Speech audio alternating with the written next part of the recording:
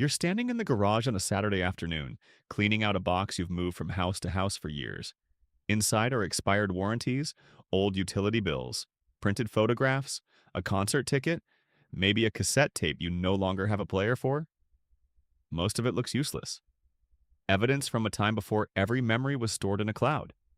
Then you find one object that makes you stop. Maybe it's a picture of your kids when they still reached for your hand. Maybe it's a note from someone who is no longer alive. Maybe it's a key to an apartment where you once believed your real life was about to begin. For a few seconds, you don't move. Then someone walks by and asks, "You okay?" And you answer almost automatically, "I'm fine, just getting rid of junk." You make a joke. You toss the object back into the box. You keep sorting as though nothing happened. But perhaps the sadness wasn't really inside the object. Perhaps the object simply proved that there was once a version of you who expected a different future. And now, standing in a garage decades later, you have to confront the distance between the life you imagined and the life that actually happened. This is one of the quieter forms of grief that can appear in middle age. Not only grief for people who died, but grief for lives that never happened. For parents who are still here but are becoming fragile. For children who love you but no longer need you in the same way. For friendships that faded without an argument. For a body that now places limits where there used to be assumptions. And for the unsettling realization that the future no longer feels infinite. From the outside, this can look like exhaustion, irritability, or nostalgia. Someone works constantly. Someone makes jokes whenever a conversation gets emotional. Someone suddenly starts throwing away old possessions. Someone becomes obsessed with fixing the house, reorganizing the garage, or staying busy every hour of the day. We often call it a midlife crisis, but that phrase can be too simple, sometimes even dismissive. Because what looks like restlessness may actually be a person trying to process several endings at once, none of which came with a funeral, a ceremony, or even a clear date. Why can someone handle a major emergency with remarkable calm, yet feel shaken by an old song playing in a grocery store? Why can a person spend decades solving everyone else's problems, then become uncomfortable when someone asks how they are doing? Why can one photograph create a sadness that an entire year of stress never seemed to produce? The answer may begin with a distinction between visible grief and ambiguous loss. Visible grief usually has a recognized event. Someone dies. A relationship officially ends. A job is lost. There is a date you can point to and say, "That was when everything changed." Other losses happen gradually. You don't know the exact day your parents became old. There was no ceremony marking the final time your child needed you to tuck them into bed. No announcement when a close friendship became a birthday text once a year. No official moment when you realized the career you built would never provide the meaning you once expected from it. Nothing disappeared completely. It simply stopped existing in the form you knew. That is what makes certain losses difficult to process. Part of the old reality is still present, while another part is already gone. Your parents are alive, but now you study their voices on the phone for signs of confusion or fatigue. Your children still call, but they call from lives you no longer organize. Your marriage may still be intact, but both of you have changed so much that you sometimes feel as though you are learning a new person. Even your own face is still your face, but it carries evidence of time that your inner voice may not fully recognize. There is no socially approved script for grieving these transitions. No one sends flowers because your daughter no longer needs your advice every day. People don't bring casseroles because you quietly accepted that you will never live in the city you once dreamed about. You are not given time off work because the person you thought you would become is no longer possible in exactly the way you imagined. So the grief often appears somewhere else. It appears as impatience, as emotional distance, as the urge to renovate a room that was already fine, as a sudden need to sell the family home, buy a motorcycle, change careers, or disappear into work. And sometimes it appears as nothing more dramatic than standing in the cereal aisle while a song from 1989 plays overhead. The song is not necessarily sad. but it connects you to autobiographical memory, the kind of memory that contains not only what happened, but who you believed you were when it happened. For a moment, you don't just remember being 25. You remember what 25-year-old you expected. The song brings back the feeling of unopened possibilities, the sense that nearly every direction was still available. You had not yet learned which relationships would last, which dreams would become responsibilities, and which choices would quietly close doors behind you. Then the music ends. You are still holding a shopping cart, and the emotion feels strangely disproportionate because you are not only missing an era, you are briefly meeting an earlier version of yourself. This does not mean the past was better. Memory is selective. It softens certain details and intensifies others. We may forget the anxiety, financial stress, loneliness, and confusion of earlier years while preserving the feeling of possibility. But nostalgia is not always an attempt to escape the present. Sometimes it is the mind checking the distance between who you were, who you became, and who you still might be. The problem is that many people reached middle age without learning how to talk about that distance. For some members of Generation X, self-sufficiency became more than a useful skill. It became a moral identity. You handled things. You figured it out. You didn't make a scene. You were expected to entertain yourself, solve your own problems, and return home when the streetlights came on. Even when childhood experiences were very different from one household to another, the broader message often rewarded independence, skepticism, and emotional restraint. Of course, not everyone from the same generation had the same life. A birth year does not explain a personality, but some people learned very early that competence made life safer. When something broke, you fixed it. When something hurt, you kept moving. When support was uncertain, you lowered your expectations. Over time, this can create genuine self-efficacy, the belief that you are capable of handling challenges. That belief is valuable. It can produce resilience, creativity, and calm under pressure. But the same behavior can come from a very different place. Two people may both say, "I can handle it myself." One says it because they trust their abilities. The other says it because needing someone has historically led to disappointment. From the outside, both look independent. Internally, one is exercising freedom. The other may be avoiding risk. This is why strength and defense are not always easy to separate. A person may be generous with help, but deeply uncomfortable receiving it. They will drive across town when a friend's car breaks down, spend hours helping a child move, manage a parent's medical appointments, and stay late to solve a coworker's crisis. But when someone says, "What do you need?" they answer, "Nothing." Not because nothing is wrong, because need itself feels exposing. Receiving care means surrendering control over how another person responds. They might minimize the problem. They might become uncomfortable. They might offer advice instead of understanding. They might fail to show up. Doing everything alone avoids that uncertainty. And for decades, this strategy may work remarkably well, until life presents losses that cannot be repaired through competence. You can replace a broken water heater. You can negotiate with an insurance company. You can organize your father's medications, schedule the appointments, and make sure the bills are paid. But you cannot fix the fact that your father is becoming someone who needs those things. That helplessness can be difficult for a person whose identity depends on being useful. So instead of stopping to feel, you start doing. You make lists. You organize paperwork. You research treatment options at 2 in the morning. You work longer hours. You repair things that have been broken for years. You become irritated when others want to talk before a practical solution has been found. Action creates a temporary sense of control. It transforms an emotional problem into a task. And tasks have steps. Grief does not.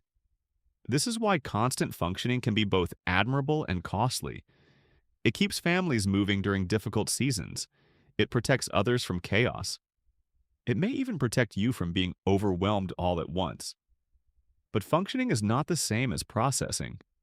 Surviving an ending does not automatically mean you have integrated it. Sometimes the emotion waits for a smaller opening. It waits until you are alone in the car, until the house becomes quiet.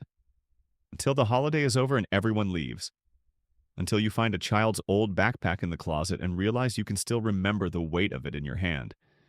Then the sadness arrives, and because it seems to have no obvious cause, you may judge it. You tell yourself you should be grateful. Your children are healthy. Your parents had long lives. Your career was respectable. Your marriage survived. You have a home, people who care about you, and perhaps more freedom than you had 20 years ago. So, what exactly are you grieving? This is where middle age becomes emotionally complicated. You can love the life you built and still grieve the lives you didn't build. You can be proud of your children's independence and miss being central to their daily world. You can feel relieved that a demanding phase has ended and still feel disoriented without it. You can appreciate your marriage and mourn parts of yourself that were set aside to maintain it. You can be grateful for stability and wonder whether stability quietly became limitation. These emotions do not cancel each other out. Pride and sadness can exist in the same moment because every major transition creates something while ending something else. When your child leaves home, you gain freedom. You also lose a routine that gave shape to your days. When you retire, you gain time. You may also lose the role that answered the question, what do you do? When an aging parent begins depending on you, you may gain a new kind of closeness. You also lose the unconscious belief that someone older and stronger is still standing between you and mortality. That loss can be especially quiet. For much of your life, your parents may have existed in the background as proof that you were still someone's child. Even if the relationship was complicated, distant, or painful, their presence held a place in the structure of your identity. As they become fragile, the family hierarchy shifts. You begin making decisions they once made. You notice the slower walk, the repeated story, the hesitation before climbing the stairs. Part of you becomes practical. Another part realizes that the line separating your generation from death is getting thinner. You may not say this out loud. Instead, you become frustrated that your mother refuses help. You criticize your father for not taking care of himself. You focus on medication, paperwork, driving, and safety. The practical concerns are real, but beneath them may be a sentence that is harder to admit. I am not ready for you to become this vulnerable because I am not ready to become the person who lives after you. And while you are facing your parents' aging, your children may be moving further into their own lives.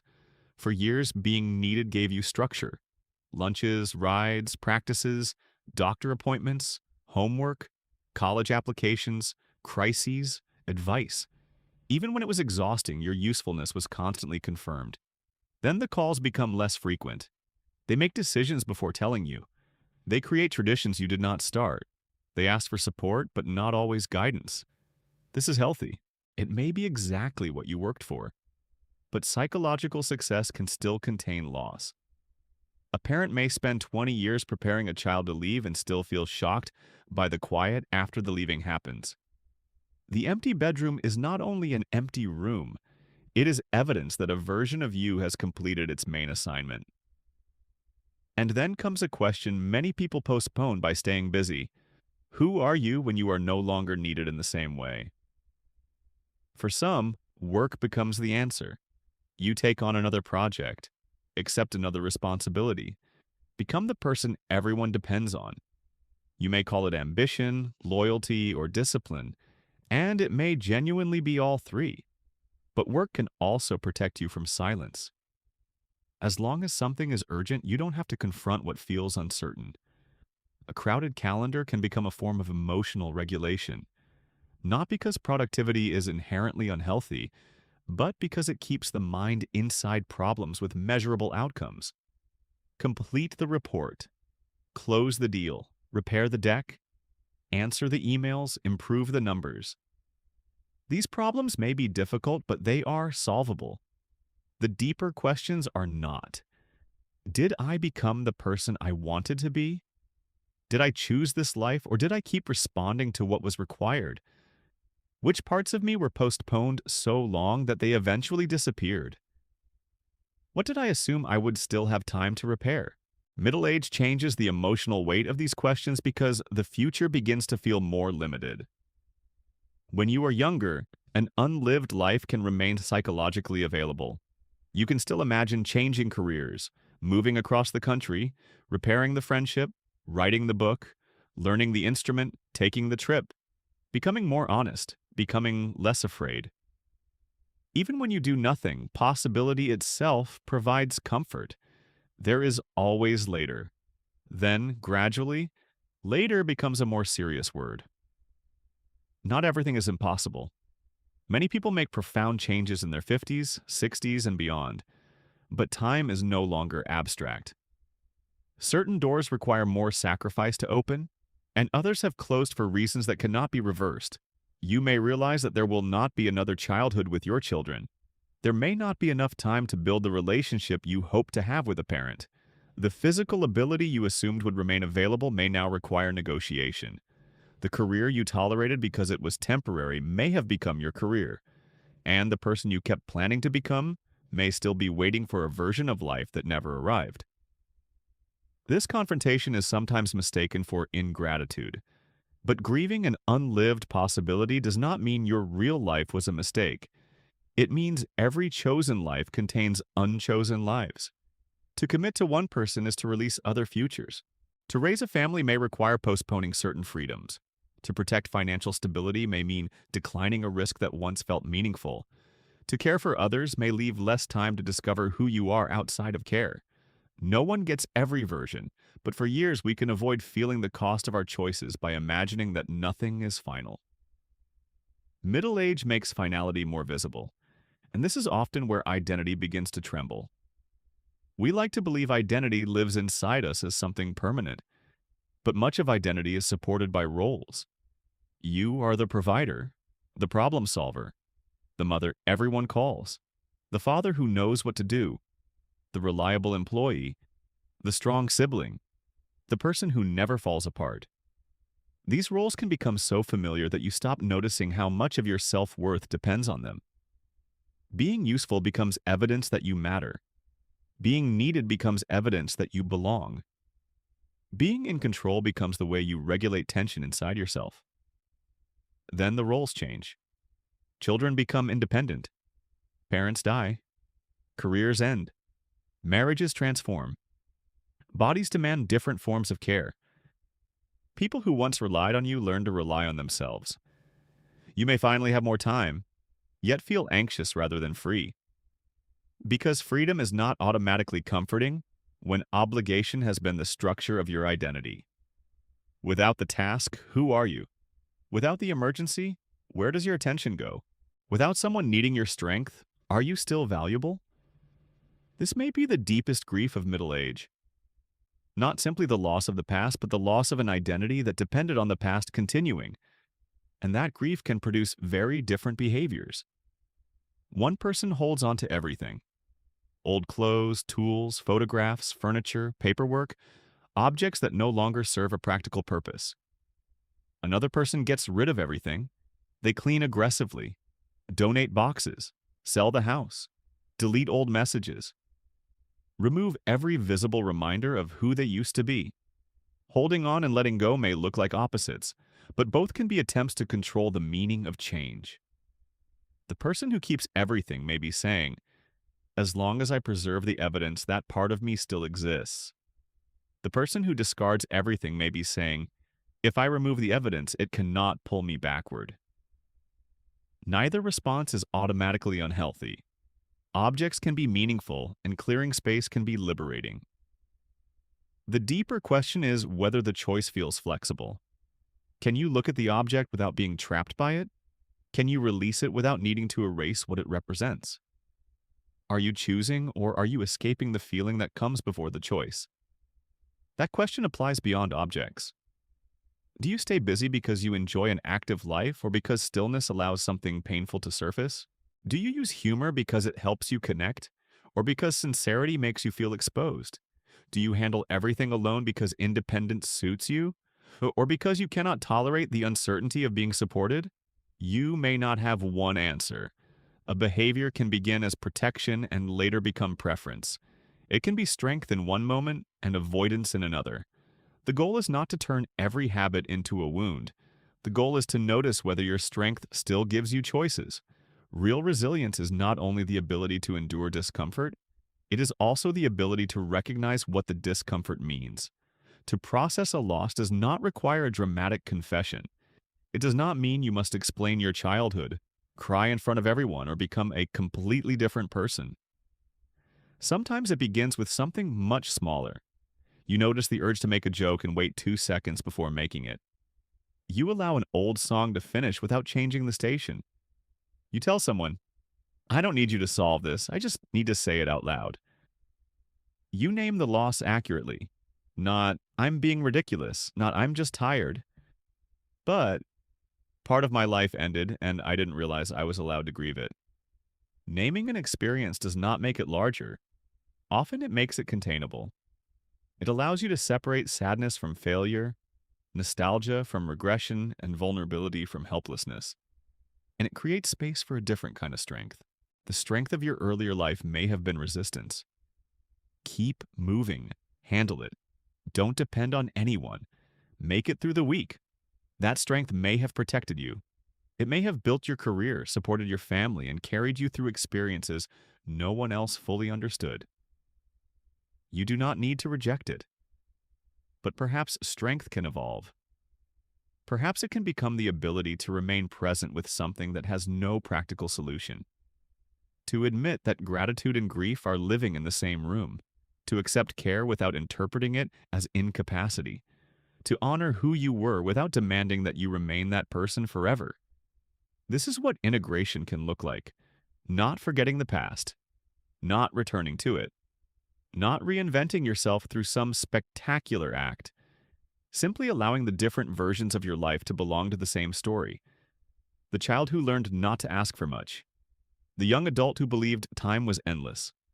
The parent, partner, worker, or caretaker who became essential to everyone else. The middle-aged person now wondering what remains when usefulness is no longer the only measure of worth. They are not separate people. They are earlier forms of you. And perhaps the task is not to preserve each identity exactly as it was. Perhaps the task is to carry forward what still matters while releasing the roles that have completed their purpose. So you return to the box in the garage, the photograph is still there. The ticket, the note, the key, the cassette, whatever stopped you is still an ordinary object. It is not a command to go backward. It is not proof that your best years are over. It is evidence. Evidence that you have already been many people. Evidence that a life can contain beginnings that felt permanent and endings you barely noticed. You can keep the object. You can let it go. But this time, you do not have to call it junk, simply because admitting its meaning feels uncomfortable. Maybe you hold it for another moment. Maybe you allow yourself to remember not only what happened, but what that earlier version of you hoped would happen. And instead of judging the distance between that hope and your life, you acknowledge it. Some dreams became real, some changed shape, some were sacrificed, some were outgrown, some still deserve attention. The grief is not proof that you chose badly. It is proof that your life had possibilities, attachments, and identities worth feeling. The real question is not whether you can continue functioning. You already know you can. The question is whether functioning is the only form of strength you still allow yourself. Because sometimes the person who says, I'm fine, is fine. And sometimes that sentence means, I learned how to keep going before I learned how to be held. Middle age does not have to become a story of decline. It also does not have to become a performance of dramatic reinvention.